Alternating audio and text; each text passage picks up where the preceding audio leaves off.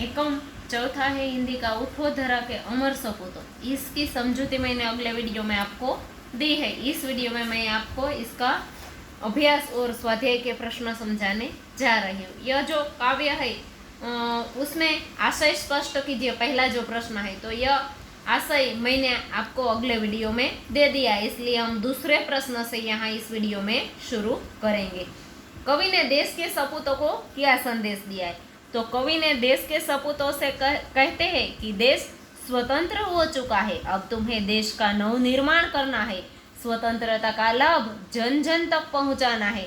देशवासी तुमसे बड़ी बड़ी आशाएं रखते हैं, तुम्हें उन्हें निराश नहीं करना है, तुम्हें लोगों में नए प्राण फूंकने हैं, विकास के नए रास्ते खोजकर तुम्हें देश का पिछड़ापन दूर करना है। इस प्रकार कवि ने देश के सपूतों को संदेश दिया है कि वे देश को एक नए युग में ले जाए।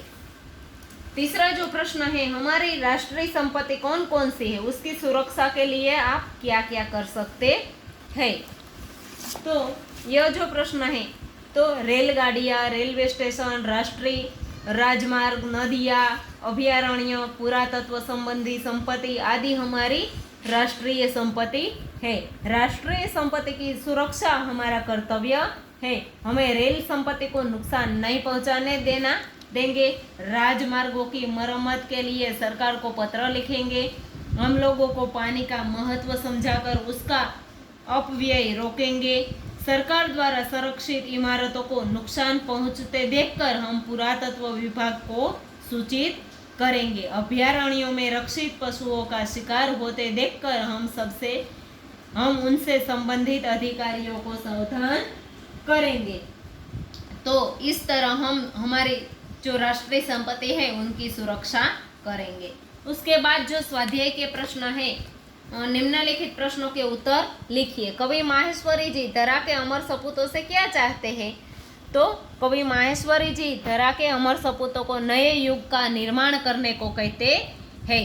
नए युग की शुरुआत अंधेरा करके करने को कहते हैं। यानी कि नए युग का आह्वान कवि है, वह हमें नया प्रकाश लाकर फिर निर्माण करने को कहते हैं। उसके बाद का प्रश्न जो है, कवि नई मुस्कान कहाँ देखना चाहते हैं? तो कवि गुलामी के कारण मुरझाए हुए दिलों में नई स्फूर्ति का संचार कर उनके हृदय सुमनों पर नई मुस्कान देखना चाहते हैं। उसके बाद का जो प्रश्न है, देश के नव निर्माण के लिए आप क्या क्या करना चाहेंगे? तो देश के नव निर्माण का कार्य करने में मैं अपना कर्तव्य समझती हूँ। इसके लिए मैं अपने मोहल्ले में एक मित्र मंडल की स्थापना करूँगा। इस मंडल के माध्यम से साक्षरता का प्रचार प्रसार किया जाएगा। निर्धन परिवारों के विद्यार्थियों को पाठ्य पुस्तकें दी जाएंगी। हम अपने मोहल्ले में एक वाचनालय खोलेंगे, यहाँ बैठकर लोग अखबार पढ़ सकेंगे। मंडल की तरफ से वृक्षारोपण भी किया जाएगा और समय समय पर आरोग्य शिविर भी लगाई जाएंगी। तो इस तरह से आप अपनी सोच के आधार पर कोई काम करना चाहते हैं तो वह भी लिख सकते हैं। इस कविता में कौन सी बातें हैं जिन्हें तुम अपने जीवन में उतारना चाहोगे? तो उठो धरा के अमर सपूतों कविता की निम्नलिखित बातों में अपने जीवन में हम उतार सकते हैं। हम अपने देश से प्रेम कर सकते हैं, केवल अपने लिए नहीं बल्कि देश के लिए जी सकते हैं। सारे देशवासियों को अपना मान सकते हैं। खूब मन लगाकर पढ़ सकते हैं। पढ़ लिख कर अपने ज्ञान का उपयोग देश की सेवा में कर सकते हैं और अपनी जो योग्यता है उसका लाभ देश को मिले ऐसा काम कर सकते हैं। फिर ऐसे काम कर सकते हैं कि जिससे देश का गौरव बढ़े और देश की रक्षा करने में भी पीछे नहीं हटना चाहिए। तो इस तरह से आप भी और कोई काम करना चाहते हैं तो वह भी आप लिख सकते हैं और उसके आधार पर आप उसको अपने जीवन में उतार कर देश की सेवा कर सकते हैं। उसके बाद का जो प्रश्न है, दिए गए काव्य को पढ़कर प्रश्नों के उत्तर दीजिए। खड़ा हिमालय बता रहा है, डरो न आंधी पानी में, डटे रहो तुम अपने पथ पर कठिनाई तूफानों में, डिगो न अपने पथ से, तुम तो सब कुछ पा सकते हो प्यारे, तुम भी ऊंचे उड़ सकते हो, छू सकते हो नभ के तारे, अटल रहा जो अपने पथ पर लाख मुसीबत आने में, मिली सफलता उसको जग में जीने में मर जाने में, जितनी भी बाधाएं आई उन सब से ही लड़ा हिमालय, इसलिए तो दुनिया भर में हुआ सबसे बड़ा हिमालय। यह हिमालय के बारे में यहाँ कविता दी गई। हिमालय हमें क्या संदेश देता है? तो हिमालय हमें आंधी और पानी में डटे रहने को और अपने पथ पर जो कठिनाई आती है, मुश्किलियाँ आती है, उस पर भी हरदम खड़े रहने को कहता है। यानी कि हिमालय हमें संदेश देता है कि हम अपने निश्चित मार्ग पर डटे रहे। यदि हमें प्राण और पथ पर टिके रहेंगे तो हमारी सभी इच्छाएं पूरी हो जाएंगी, यहाँ तक कि हम असंभव कार्य को भी हिमालय की तरह संभव कर सकते हैं। मुसीबत आने पर हमें क्या करना चाहिए? तो मुसीबत आने पर हमें डरना नहीं चाहिए, भयभीत नहीं होना चाहिए, उससे घबराकर अपना प्राण और पथ कभी भी छोड़ना नहीं चाहिए, बल्कि उस पर डटे रहना चाहिए। कवि ने हिमालय को सबसे बड़ा क्यों कहा है? तो हिमालय सभी बाधाओं में डटकर मुकाबला करता है, यह हर कठिनाई से लड़ा, वह कभी अपने पथ से डिगा नहीं, इसलिए कवि ने हिमालय को सबसे बड़ा कहा है। उसके बाद का जो प्रश्न है, इस काव्य का भावार्थ लिखिए। जीवन में अनेक बाधाएं और कठिनाई आती है, हमें निडरता से उनका सामना करना चाहिए। जो मुसीबतों से बिना घबराए अपने प्राण और पथ पर अटल रहते हैं, वे असंभव को भी संभव कर सकते हैं। तो इस तरह हमें भी हिमालय की तरह असंभव कार्य को डटकर सामना करके संभव करना चाहिए। इस काव्य को कोई योग्य शीर्षक दीजिए। तो इस काव्य को आप कोई भी शीर्षक दे सकते हैं, जैसे कि हिमालय का संदेश या निडरता, मुसीबतों का सामना, ऐसा कुछ भी शीर्षक आप दे सकते हैं। तीसरा जो प्रश्न है, चित्र के आधार पर कविता लिखिए जिसमें निम्नलिखित शब्दों का उपयोग हुआ हो। फूल, तितली, बादल, वृक्ष, बारिश आदि शब्दों का उपयोग करके इस चित्र का आधार पर हमें काव्य लिखना है। तो इस तरह से आपको भी अपनी बुक में काव्य चित्र बनाना है और उसके बाद उसका काव्य लिखना है। फुलवारों में फूल खिले हैं, फिर तितली के पंख खुले हैं। फुलवारों के फूल खिले हैं, फिर तितली के पंख खिले हैं। वृक्षों में नवजीवन पाया, बारिश ने है रंग जमाया। कोई न अब पानी को तरसे, धीरे धीरे यूं ही बादल बरसे।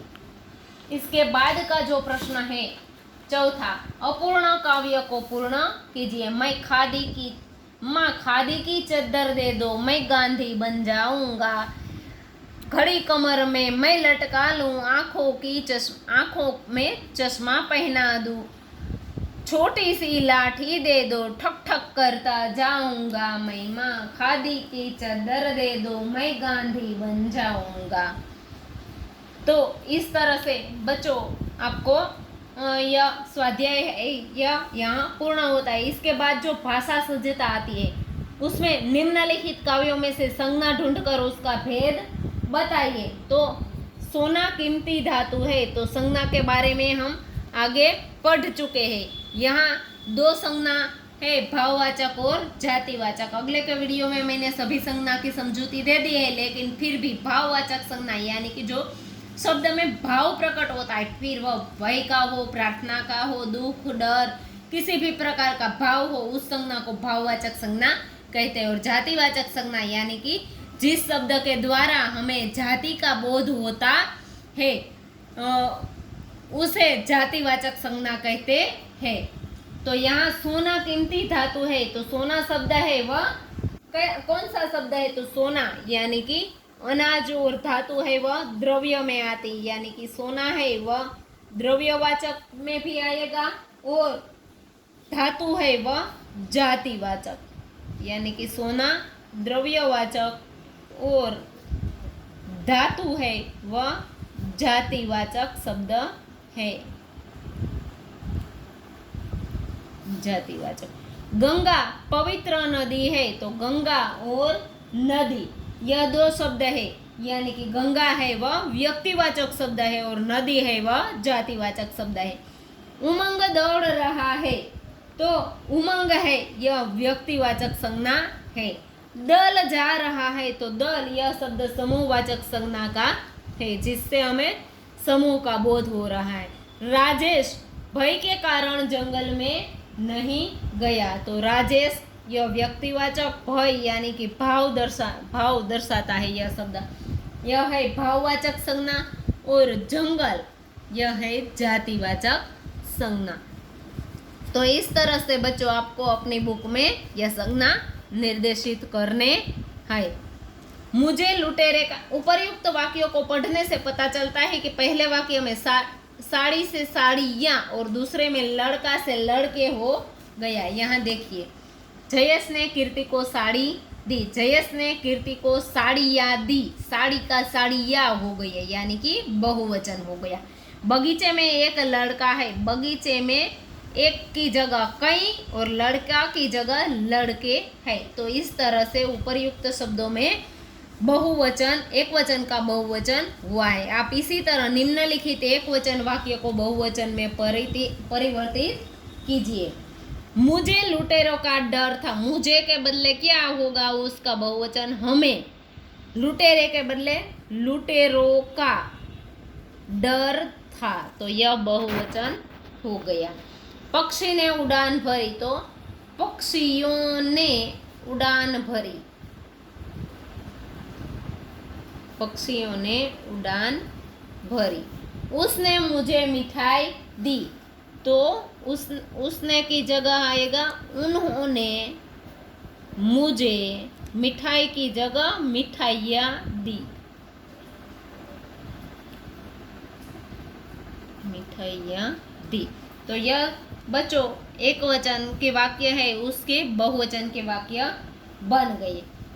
अब निम्नलिखित वाक्य पढ़िए और वाक्य में गाढ़े काले शब्द को समझिए, यानी कि यह जो शब्द है गाढ़े काले, इस शब्द को समझना है। बच्चे प्रार्थना करते हैं, तो बच्चों की प्रार्थनाएं बेकार नहीं जाती, प्रार्थनाएं यहाँ बहुवचन हो गया। नदी की चौड़ाई अधिक है, भारत में नदियों की चौड़ाइयाँ अधिक है, यहाँ ये प्रार्थना यहाँ। तो उपर्युक्त वाक्य पढ़ने से पता चलता है कि पहले वाक्य में गाढ़ा शब्द प्रार्थना जो भाववाचक रूप में था, उनके साथ दिए गए वाक्य में प्रार्थना को ये प्रत्यय लगाने से प्रार्थना यह शब्द जातिवाचक संज्ञा बन गई, यानी कि भाववाचक का जातिवाचक संज्ञा के रूप में परिवर्तित हो गया। तो इस तरह से उपर्युक्त उदाहरण के अनुसार निम्नलिखित वाक्यों में रेखांकित भाववाचक संज्ञाओं को जातिवाचक संज्ञा में परिवर्तित करके वाक्य फिर से लिखिए। विज्ञान ने दूरी को कम किया है, तो विज्ञान ने दूरियां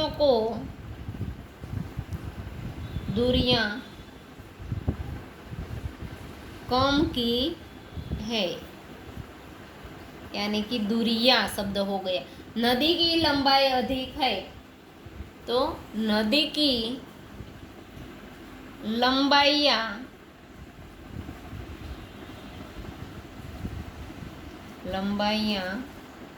अधिक है।